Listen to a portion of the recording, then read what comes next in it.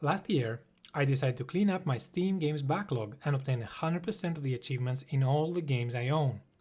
To celebrate achieving that goal, I decided to make my first video with the last game I required, Horizon Zero Dawn Complete Edition. This includes the main game, DLC, and New Game Plus on Ultra Hard for a total of 79 achievements and an estimated completion time of 60 to 80 hours. This is my first attempt at a video, so go easy on me. You might even have a laugh or two eventually by my fails or my foreign accent. Horizon Zero Dawn is a game set in a dystopian future where AI and self-replicating machines have taken over completely. People live in tribes in mostly primitive conditions while worshipping different gods. Some things never change. The protagonist is named Aloy and she is on a quest to uncover the mysteries of her origins and save the world, again, from extinction. The game begins with young Aloy, who is a very charming, stubborn and determined child. She falls in an ancient cave where she finds one of the most important items in the game, her focus, a triangular Bluetooth-looking device that allows her to see things others don't. During the tutorial, Rost, who is our mentor and father figure, teaches us the basics of hunting and stealth. Sooner than later, things go south and we end up using our focus to save another kid and earn our first trophy. After a cool training montage and an excellent transition to adult Aloy, we start our first proper mission, which is to kill a sawtooth, a giant cat-like predator that has been killing in the areas around the villages. On the way, I made sure to grab 2 quick and easy achievements: stealth kill 10 machines and modify our weapon. I found stealth a little bit boring and slow in this game, but it does have its advantages from time to time. When we finally find the sawtooth, it's a proper battle, and I realized how much more I need to improve while tackling bigger beasts in the future. With a bit of fire though, we make the big boy explode and we get our 3rd trophy.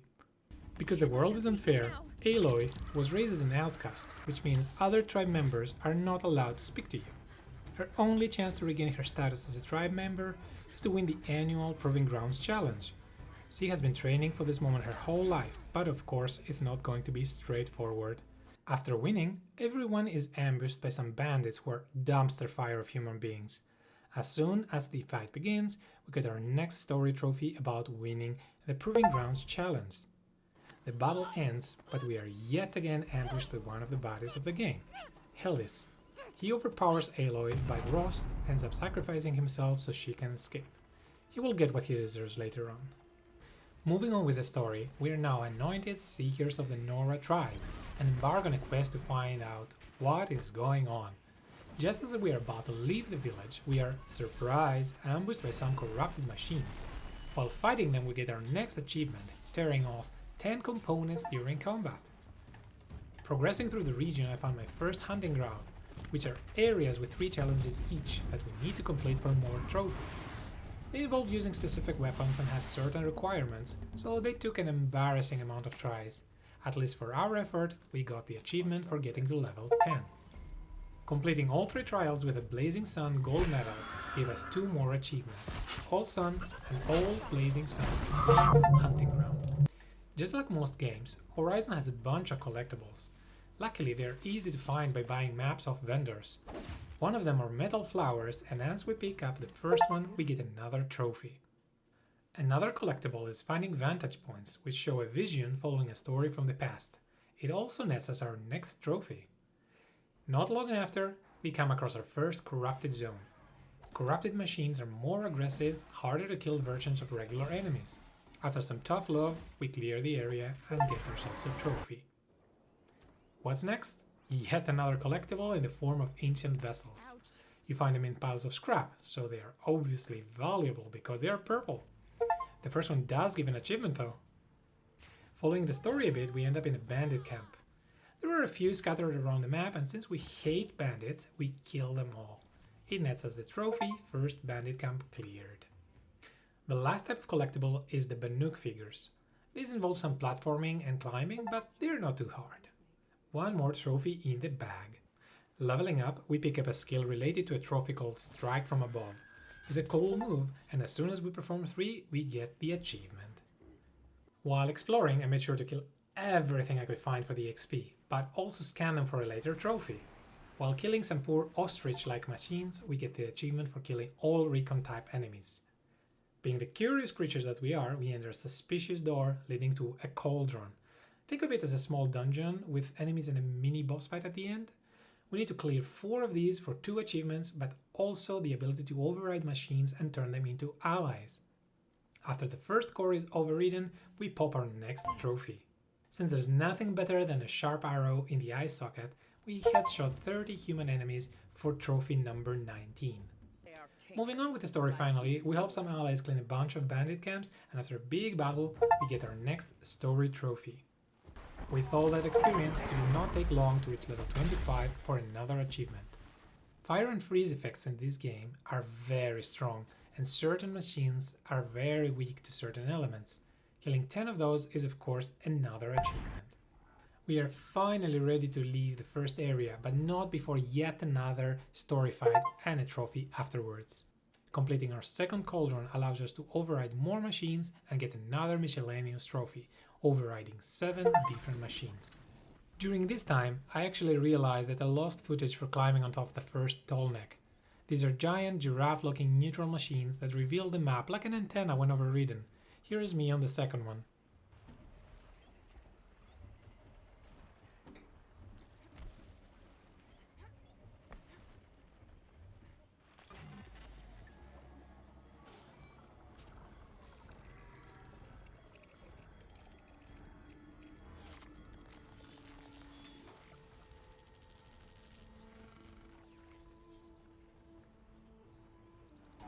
We continue on an absolute warpath to kill everything that moves, giving us the achievement for killing all combat machines and even tearing off 5 heavy weapons off larger enemies.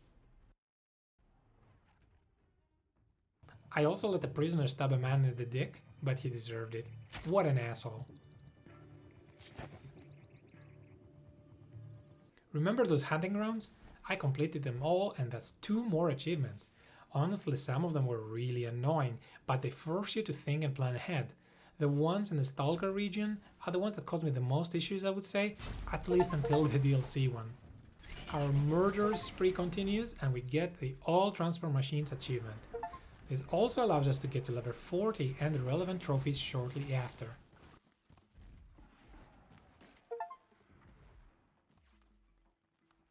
Going back to the main storyline finally, we end up in Meridian, which is a rare and much bigger settlement in the world of Horizon. We make some new allies and take up a bunch of side quests, which is important for one of the final trophies of the game. The variety is nice, and the change of scenery is a breath of fresh air. We help some spiritual crazy dudes, we find some missing people, some thief, and we also finish a great questline in the Hunter's Lodge. In the end of that story, we try to kill an enormous battle-scarred Thunderjaw called Redmaw. Think of him as a metallic T-Rex on steroids. It took me a few tries and he's quite the damage sponge, but in the end we got our achievement.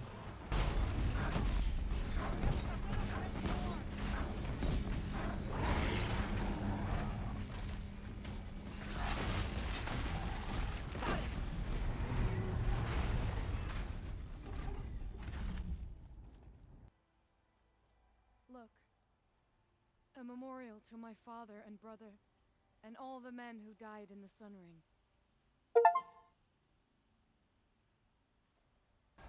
It's time to clean up some more miscellaneous trophies and collectibles. First, we finish the final cauldron for all colors over Eden. We finally have enough skill points to also buy the Dismount Strike skill. This is similar to Strike from above, but the only difference is that you do it from your mount. Just 5 Dismount Strikes give us our next trophy.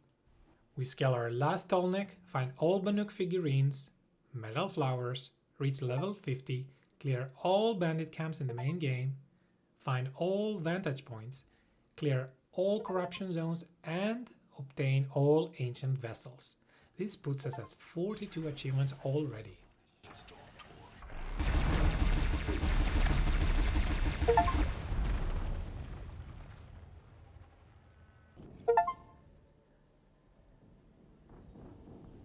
Progressing through the story, we uncover that a bunch of idiots called the Eclipse are trying to reawaken an ancient evil and biomass-consuming death robots. We've been collaborating with a mysterious guy called Silence through our focus, and it all leads up to our next big fight. Metal Gear Rex. No, sorry, it's just called the Deathbringer. I make sure to scan him, and that's the final achievement for all machines catalogued. If you expect this to be a hard fight, it's not. It's a big boy, he's easy to hit, and he doesn't like fire.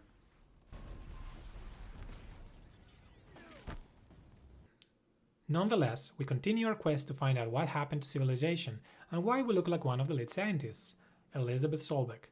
Some more platforming later, we get our next story-related trophy.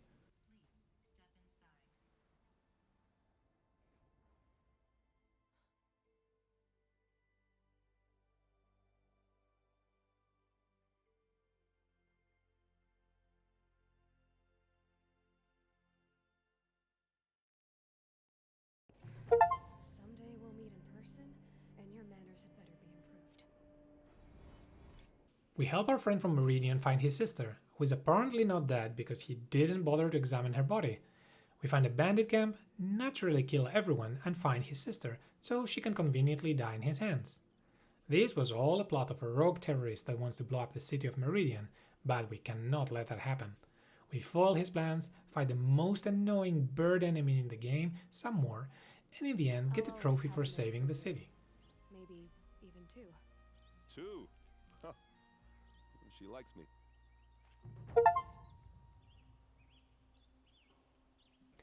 We uncover more of the mystery of what happened. Humans, of course, which is why I prefer animals. Cauldrons tells us about this evil AI called Hades, who is using the Eclipse bandits to fulfill his vision of wiping out everything. We infiltrate the camp, it goes sideways, but the short escape sequence is tense and cool. It also gives us an achievement.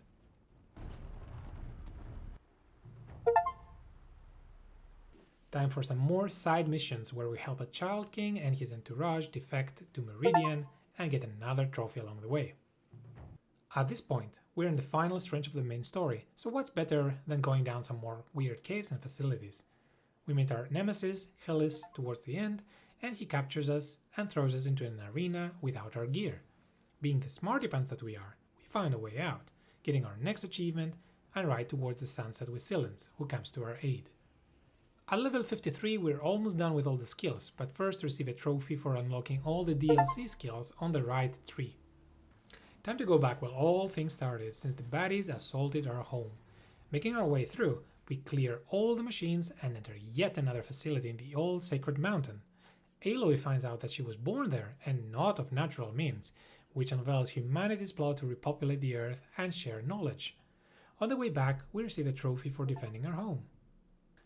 It's time to put an end to Hades, and that means retrieving a master override from the end of the world. We also find out that, surprise, a human betrayed everyone, killed the leaders of the project, and then all hell broke loose. After half the tear I shed, we pick up the master override, attach it to our spear, and we get a trophy.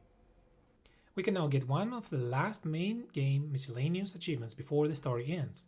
In one of the ruins of the Nora region lies a powerful armor locked behind a door. You need 5 power cells to access that door, all found in different areas of the game. After getting them all, we open the door and we get the new overpowered Sealed Weaver armor that absorbs damage and recharges over time. Now we can finally complete the story and begin the quest, The Looming Shadow. It is a point of no return, but worry not, if you complete the game, it will just put you right before it starts. This is important since after the cutscene, where you sleep for the final battle, you will get the achievement for gathering all allies. The final battle is nice, with you protecting Meridian City with some grenade launcher type of gun and blasting waves of machines. Even as they overpower us, we regroup and go face the final boss of the game. Hades went on a small road trip and it's up for us to stop him. Kill the big Deathbringer and the rest of the machines, plunge your spear into Hades, and voila! The end of the main story and our last story-related achievement. After that, you have the option of remaining in the game world and doing the DLC, or starting a new game plus. We do have the DLC achievements to grind, and a few more, so we just stay here first. One of the neglected trophies was to knock down the 23 training dummies in the Nora region. I went around for a bit, smashed them all, and got it. Now on to the Frozen Waste DLC. I'll be honest with you, I did not care a single bit about the story here. It's about going to an area called the Cut, where the Banuk people live, They're a bunch of cryptid shamans that dislike outsiders, and what better way than to take over from their chieftain. At level 55 we have enough points finally to get the last skill and its corresponding achievement. During another facility where we help an older creepy man drain some water, we get a perplexing cutscene where he smacks Aloy in the butt. Honestly, it's hilarious. The end of the questline gives us a happy young boy and an achievement. The DLC comes with its own collectibles, but thankfully there are not so many. One involves finding a rare resource called Blue Gleam and trading it for an item. Naturally, it comes with a trophy. We then progress through the story, and after some series of platforming, we complete the Shaman's Path and earn an achievement. Until the next mission, we can grab 2 more quick trophies, modifying our spear and repairing 5 different overridden machines. Naturally, we become chieftain after we go through some challenges and save everyone from yet another ambush, but you can already tell that not everyone will make it to the end. We do get an achievement for our effort. The DLC has also some exclusive weapons that you get through missions, and they can be upgraded using some high-end machine parts. Once we upgrade all 3, we also get an achievement. Do you remember those hunting challenges from the main game? Well, there's only one camp here, but it's obnoxious. It took me a fair amount of tries, but once I finished it, I received a trophy for doing all side activities in the DLC. This includes things like the Tall Neck, Bandit Camp, and Hunting Grounds in the DLC region. It's time for a quickfire of miscellaneous achievements now. 1 for collecting all figurines, 1 for all pigments, 1 for control towers, which is the DLC's corrupted zones, killing 10 Frostclaw enemies, and finally achieving level 60. There's one last cauldron to run through, and that's the Thunder's Drum. We go in there with the old chieftain and his sister, and along the way get a story-related trophy. There's some puzzles and a horde of enemies until the end, which allows us to get the second to last kill-related achievement, kill 15 Scorchers. When the main mission completes, we receive a last story-related achievement, but there's still more to do. This is a long game. We kill 6 Fireclaws, the most annoying enemy in the game for me, and then mop up a few remaining side quests that pop up.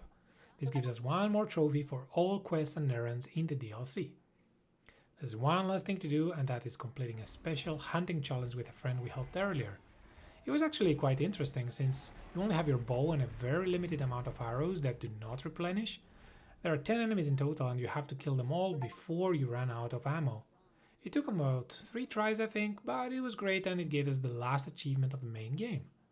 So what's left? There are 3 more trophies left. 1 for beating New Game Plus, 1 for beating New Game Plus on Ultra Hard, and the final trophy pops up when you have acquired all of the other trophies. I speedrun the game in about 3 to 4 hours, and honestly, Ultra Hard was not that difficult. Enemies hit harder, have no visible health bar, and you do less damage, but that's it. And there we go. During the last loading screen, and with an obvious look of relief, we receive the last 3 achievements and complete Horizon Zero Dawn. Looking back, this was a fun experience, with a nice story and excellent visuals, even in 2023. There were a few glitches here and there, some repetition, and a terrible mount system. But overall, it was very enjoyable, and a game I recommend you play, especially on sale. It took me about 67 hours to complete it 100%. I hope you enjoyed my first video. It's far from perfect, but we all have to start somewhere. I would appreciate it if you left a like, subscribed, or even left a comment with your thoughts about the game, narrative, and content. I will see you in the next one.